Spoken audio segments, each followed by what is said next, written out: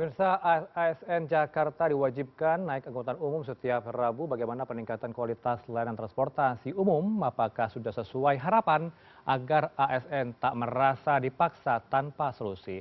Langsung kita bahas bersama narasumber sudah bergabung semua daring dengan Bapak Dwi Rio Sambodo selaku anggota Komisi B DPRD DKI dan juga Bapak Joko Setiowarno, Wakil Ketua Pemberdayaan dan juga Pengembangan Wilayah MTI. Selamat sore Bapak-Bapak, keduanya sehat selalu Anda. Pak Joko, Selamat sore. Pak Dwiryo, Sore Pak Rojak, sore Pak Joko. Ranov di Sore. studio Pak. Oke, saya langsung ke Pak Rio terlebih dahulu. Pak Rio, bagaimana Pak hari ini Anda sebagai anggota Dewan melihat keseruan mungkin ya teman-teman ASN di Jakarta? Apakah sudah sesuai harapan mungkin? Kenapa hanya hari Rabu? Kenapa tidak setiap hari Pak? Ya. Terima kasih. Pertama saya patut menyampaikan bahwa Inggup atau pelaksanaan ini kita berikan apresiasi, walaupun ini sebagai satu langkah awal dan langkah yang patut diikuti oleh langkah-langkah yang berikutnya. Oke. Nah, apresiasi ini tentu berkaitan dengan beberapa hal berkaitan dengan persoalan dan problematika transportasi di Jakarta. Ya. Baik soal atau menyangkut soal lingkungan hidup, emisi, kemudian kemacetan, kemudian budaya bertransportasi publik, dan seterusnya. Oke. Itu yang pertama. Yang kedua, perlu ada semacam proses membangun kesadaran partisipatif oleh semua pihak yang menjadi objek dari program ini, wabil khusus kalangan ASN. Nah, sosialisasi yang dilakukan juga bersifat edukasi, sehingga kemudian pelaksanaan ini bisa dimulai atau diawali dengan sekali lagi kesadaran kolektif dari para pelaku dan penggiat yaitu ASN. Sebab bagaimanapun juga kita ini juga ingin pelaksanaan program ini ataupun program-program lainnya itu memang basisnya adalah kesadaran dan bersifat partisipatif. Karena kan kita tahu bahwa sekian puluh ribu ASN ini diharapkan bisa menjadi semacam inspirasi, ilham, dan spirit bagi halayak masyarakat umum lainnya yang menjadi objek secara umum dan khususnya. Dan kemudian yang ketiga, Pak Rojak, tentu saya perlu menyampaikan pandangan bahwa Pemprov DKI Jakarta juga harus melakukan semua perangkat pendukungnya. Salah satunya adalah misalnya pemetaan domisili ASN. Nah, kemudian mungkin ada semacam pengelompokan problematika akses mereka dari domisilinya ke lokasi-lokasi. Dan kemudian perlu ada sasaran efek kejut ke semua objek yang akan disasar. Dan kemudian juga perlu juga disiapkan semacam riset yang lebih mendalam. Misalnya apakah perlu kemudian ada pola-pola insentif dan disinsentif misalnya kayak gitu. Seperti apa Pak? Dan kemudian Pola insentifnya dipastikan itu? armada, rute dan seterusnya juga itu memang memadai dan sebagainya. Dan yang terakhir tentu harus ada evaluasi yang berkelanjutan, sistemik dan tuntas sehingga program ini betul-betul bisa menyangkut semua hal. Ini kan Begitu, Pak Rojak. perlu persetujuan pihak Anda tentunya DPRD ya, eksekutifnya adalah pihaknya gubernur. Alasannya apa ya Pak? Kenapa hanya satu hari saja setiap minggu? Kenapa tidak setiap hari? Pak Gubernur secara eksplisit tidak Pak menyebutkan kenapa hari Rabu saja Pak? Oke, kita akan lakukan pendalaman dan penajaman ketika ada forum rapat kerja dengan legislatif dengan DPRD ya. Oke, tapi saya coba tangkap bahwa mungkin ini bagian dari uji coba dan kemudian memulai dari sasaran satu hari setiap minggu yang kemudian nanti tadi saya sudah sebutkan di muka bahwa ini patut diiringi dengan langkah-langkah berikutnya. Misalnya Hmm. scheduler kemudian dua hari setiap minggu, kemudian selanjutnya Baik. mungkin ada sasaran lain selain ASN, Hmm. PJLP, apa segala macam misalnya yang memang Oke. bagian tak terpisahkan dari Hmm. APBD misalnya, itu juga bisa dilakukan. Makanya nanti pada saat rapat kerja dengan DPRD kita akan Oke. lakukan kupas tuntas mengenai ini supaya Baik. langkahnya bisa lebih produktif dan progresif. Oke, Pak Joko, saya minta respon Anda seberapa signifikan mengurangi kemacetan Pak dengan kebijakan hari ini dari kacamata Anda? Ya, kebijakan, Hmm. ya ini kebijakan untuk apa, wajib menggunakan angkutan umum bagi ASN itu bukan hal yang baru ya. Oke. Tahun 2012 juga pernah dilakukan, pada saat itu gubernurnya Pak Jokowi, cuman beda harinya hari Jumat. Ya, jadi bagi ASN yang masuk tahun 2012 mesti mengalami itu. Namun sayangnya ini hanya bentuknya kan cuma surat keputusan gubernur, sehingga ya ganti gubernur tidak berlanjut. Hmm. Makanya ini kalau ini sudah nanti dievaluasi dan sudah mantap, saya kira perlu adanya perda. Karena Oke. belajar juga ada hal lain yang berkaitan yang tidak diperdakan itu juga tidak berjalan lanjut. Hmm. Nah, kemudian bagaimana kaitannya sama efektivitasnya terhadap ini kemacetan ya. Saya kira dengan jumlah total sekitar 110.000, ya pokoknya belum lah. Tetapi ini langkah awal yang cukup baik. Karena di transportasi itu ada namanya Transport Demand Management, TDM. Hmm. Yang salah satunya adalah disebut push and pull strategi. Pull-nya itu sudah diberikan, menyelenggarakan angkutan umum. Nah, Jakarta itu cakupan layanan angkutan umumnya itu sudah 90%, kota Jakarta. Oke. Ini bisa ditunjukkan, Hmm. ya, dari hunian manapun keluar di Jakarta itu nggak sampai 500 meter itu dapat angkutan umum. Oke. Artinya kota ini sudah setara dengan kota-kota di dunia. Hmm. Nah, sudah sebesar itu, tetapi yang beralih menggunakan angkutan umum itu baru 10%. Kalau 20% plus dengan ojol. Nah, padahal ojol bukan angkutan umum. Oke. Ya, artinya perlu upaya. Nah, salah Hmm. satunya ini. Ya, mungkin ini baru tahap awal, hari Rabu, tapi kemungkinan bisa setiap hari bisa jadi. Tapi tentunya tadi, Oke. kalau ASN-nya berada di Jakarta nggak masalah. Tapi bagaimana di luar Jakarta, itu harus dipikirkan lagi. Baik, Gitu. Anda katakan ini 10% ya Pak ya untuk pengguna transportasi umum ditambah ojol bisa jadi angka bertambah kalau saya catat dari Pak Pramono 22% nih Pak pengguna transportasi Ya, publik di Jakarta dan harapannya sebesar 30 hingga 40%. Apakah angka ini bisa tercapai Pak dengan mewajibkan ASN naik umum, angkutan umum setiap hari Rabu? saya kira belum ya. Belum.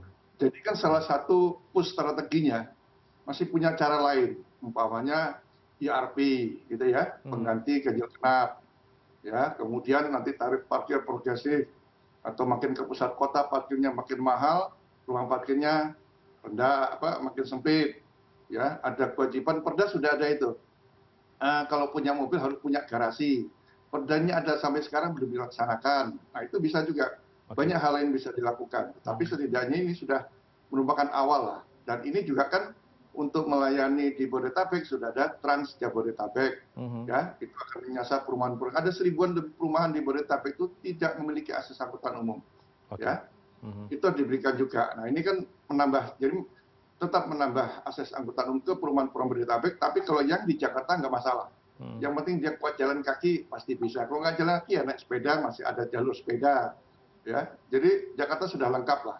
Tinggal bagaimana push-nya ini yang benar-benar dilakukan agar tadi targetnya sebenarnya kalau Jabodetabek itu 2029 itu sudah 60%. Oke. Jadi bukan 30% sebenarnya. Jabodetabek ya termasuk Jakarta. Baik, kira-kira apa nih Pak Dwiryo halangannya hingga kini target 60% atau 30 saja kita bicara dulu, tidak terpenuhi hingga saat ini. Teman-teman DPRD menyoroti seperti apa kemacetan ibu kota yang belum menyentuh angka 30-40% untuk naik umum? Ya, menurut saya sih seperti yang kita sering bahas ya, bahwa transportasi publik itu bagaimanapun juga butuh fasilitas penunjang lainnya. Oke. Ada faktor kebutuhan tentang kenyamanan, kemudian aman, dan sebagainya. Maka kemudian ketika hari ini coba dilakukan dengan mengikutsertakan secara aktif ASN, Dan tentu ini kan sasaran bukan ASN sebetulnya, tapi ASN ini kan sebagai pemicu dan pemacu gitu ya. Oke. Maka ini juga bagian dari bagaimana melakukan akselerasi terhadap pemenuhan kebutuhan berdasarkan evaluasi. Misalnya soal armada, kemudian soal armada penghubung, kemudian misalnya tentang tadi Pak Joko sampaikan misalnya kalau kemudian jalur sepeda sebagai pilihan, bagaimana dengan kondisi hari ini, bagaimana kemudian ketika kendaraan robek ke situ apakah dikenakan sanksi yang tegas atau enggak. Kemudian ASN yang hari ini diberikan tuh seperti apa, apakah ada insentif atau tidak. Dan banyak lagi termasuk juga misalnya hari ini ketika kita juga sudah disuguhkan dengan tantangan zaman dalam bentuk digitalisasi, bagaimana kemudian para calon pelanggan, kalau istilah publik ya, calon pelanggan itu juga bisa diberikan akses kemudahan sebagai pelanggan dalam bentuk digitalisasi dan sebagainya. Kurang lebih begitu, Pak. Kemudian catatan tadi oleh Pak Joko, Pak Dwiryo, untuk mengurangi kemacetan bisa digunakan juga kebijakan mengeluarkan Perda IRP. Sejauh ini seperti apa, Pak? Nampaknya masih layu undang-undang yang mengatur soal itu. Ya sebetulnya di DPRD itu sudah beberapa kali kita coba upayakan untuk membahas soal ini. Tetapi memang ada dimensi-dimensi lain, aspek-aspek lain yang kemudian ini masih belum selesai. Misalnya tempo hari ada reaksi ya dari banyak kalangan pengguna kendaraan ketika raperda ini coba dibahas, karena bagaimanapun juga ternyata pengguna jalan ini kan juga dari berbagai kalangan yang secara sosial ekonomi itu sangat variatif dan sangat beragam. Jadi memang sejujurnya kita punya bayangan banyak instrumen untuk menunjang ke sini, tapi instrumen-instrumen tersebut dalam bentuk perda, pergub dan seterusnya ini juga ternyata juga ada efek lainnya yang patut kita pertimbangkan secara aspek sosial dan ekonomi gitu. Kurang lebih begitu, Pak Rojak. Silakan direspon, Pak Joko. Masih banyak pertimbangan nampaknya ekonomi dan juga sosial tadi. Ya, saya kira kalau seperti itu wajar lah, dimanapun pro kontra tetap ada lah kebijakan itu ya. Tetapi kalau kita bicara IRP, kita juga belajar banyak negara cukup sukses gitu ya. Tapi kalau kembali pada ASN, tentunya di Jakarta kan tidak hanya DKI ya. Saya tuh malah mendorong Kementerian Perhubungan itu loh, sebagai induknya. Menteri Perhubungan juga melakukan itu. Jadi kantor Kementerian Perhubungan di Jakarta, ya kan? Mewajibkan juga Menteri Perhubungannya juga ikut. Nanti ASN di kementerian lain juga ikut, termasuk BUMN. Nah ini kan sudah cukup banyak. Jadi bukan hanya ASN DKI, ini sebagai pemicu awal lah, ya. Itu harus diikuti dengan kementerian lainnya yang mereka juga banyak bawa kendaraan pribadi, tinggal harinya, hari Rabu ada bergantian gitu kan. Dan saya dengar juga Menpan RB juga sudah melihat ini hal yang positif. Karena apa? Kemacetan Jakarta tidak hanya Pemda Jakarta yang bekerja, pusat juga harus bantu. Banyak hal kita harus lakukan, ya, karena sepeda motor predator juga. Bagaimana mengurangi sepeda motor di Jakarta itu pusat punya kebijakan. Baik. Terakhir saya juga minta Pak Dwiryo menjawab pertanyaan saya. Kalau tadi kita melihat Pak Pramono Anung sudah naik umum, naik Transjakarta, kemudian PLT Wali Kota Jaktim naik Transjakarta juga, termasuk juga Wali Kota Jaksel. Tapi kalau teman-teman DPRD berani tidak Pak naik umum? Menurut saya harus berani ya. Harus berani. Saya sendiri kan juga pengguna sepeda dan jogging gitu ya. Saya akan coba minggu depan saya jogging dari rumah ke DPRD, jaraknya kurang lebih sekitar 5,5 kilo ya. Nanti artinya ini kan bagian dari bagaimana kita juga bisa patuh, taat, dan tertib dalam regulasi dan anjuran-anjuran yang bisa berdampak pada warga daerah Jakarta secara umum. Itu pertama. Yang kedua, tadi menarik sampaikan oleh Pak Joko berkaitan dengan pemerintah pusat. Memang banyak hal ini perlu melibatkan atau mengintegrasikan semua pihak, pusat, daerah, dan tentu non-government ya, seperti itu. Nah, banyak hal-hal yang perlu disatu padukan ya. dari soal misalnya satu contoh gini, kita di Jakarta itu kalau malam 10 jutaan, kalau siang itu kurang lebih 13 jutaan. Oke. Nah, tentu ini kan harus ada pengaturan kalau itu bisa disiasati, itu sangat-sangat baik sekali. Misalnya satu contoh ya, salah satu upaya untuk ke sana, bagaimana dengan pembatasan dari daerah penyangga ke Jakarta misalnya. Apakah itu juga bisa dibuat misalnya setiap Senin, Rabu, Jumat dan sebagainya. Tapi kan Oke. sekali lagi itu juga perlu melibatkan legitimasi dan payung hukum dari pemerintah pusat. Jadi intinya bahwa ini perlu ada pendekatan yang komprehensif, holistik dan integratif. Betul. Begitu Pak Rodi. Baik, baik. Masukan yang bagus sekali. Semoga didengarkan juga oleh pihak-pihak ASN begitu ya, mentaati peraturan setiap hari Rabu naik angkutan umum dan semoga tadi harapan kita bersama ya Pak Joko ya, angka 30, Betul. 40, paling tinggi 60% lah Pak ya, target 2026 gitu. Untuk Ya. menciptakan bagaimana kemudian transportasi publik ini digunakan oleh masyarakat umum yang ada di Jabodetabek. Terima kasih Bapak-bapak pada sore ini bersama kami di Newsroom, Bapak Dwi Rio Sambodo, anggota Komisi B DPRD DKI Jakarta, dan juga Pak Joko Setiowarno, Wakil Ketua Pemberdayaan Pengembangan Wilayah MTI. Selamat sore, Assalamualaikum. Salam.